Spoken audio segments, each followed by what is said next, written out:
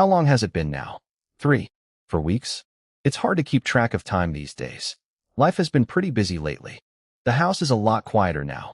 When the police aren't here, at least. You'd think that they lived here at this point. But I do still get at least some of my privacy. It's in those moments when the house is dark and the only sound is that of the leaky bathroom faucet that I really think about what I've done, or why I did it, or how it could have been avoided, or blah, blah, blah, blah, blah. It really doesn't matter now. I've come to terms with it. The cops already know. They're just waiting for the proper evidence to present itself. And given the way these last few days have been going, I don't think I have much longer. I've read enough books and studied enough forensics to know the best way to clean the mess I created. How to make sure the white blood cells were completely removed. How to soak my hacksaw in bleach before tossing it in the river. But, most importantly, I knew that the body could never be recovered. Dental records were a big one. That's why I removed her teeth and filed them down one by one. I boiled and stuffed them in a Ziploc bag afterward. This was positively the most difficult part of the process.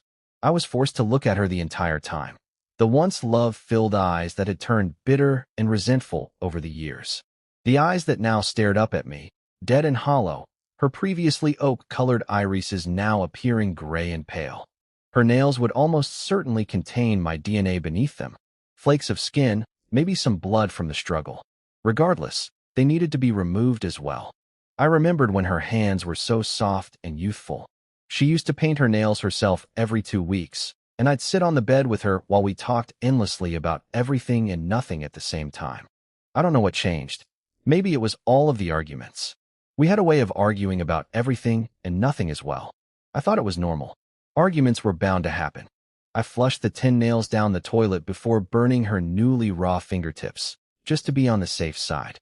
I kissed her hand for a long while, tears welling up in my eyes before I forced them away. I whispered to myself, "Why would you make me do this?" as my head fell into my hands. My composure kept slipping, and I kept having to wrestle it back. Now came the messy part. Part of me was actually glad it was so messy in a weird, twisted kind of way. Cleaning the blood afterward gave me a task to focus on. I didn't think about her laugh. I didn't think about her warmth. I thought about making damn sure there wasn't a speck of blood left anywhere in that bathroom. When I was done, the house smelled like a hospital. Chemicals filled the air, causing my head to pound more than it already was. The atmosphere was cold and heavy. It felt like I was in a hospital room. I had found myself with 2 black trash bags with a combined weight of 120 pounds, give or take. Arms, legs, and head in one. Torso and hacksaw in the other. I walked out of the house whistling, 2 trash bags slung over my shoulders. It was the cusp of dawn. There was a misty blue haze outside. It smelled like summertime. The neighborhood was silent. It must have been around 4 in the morning.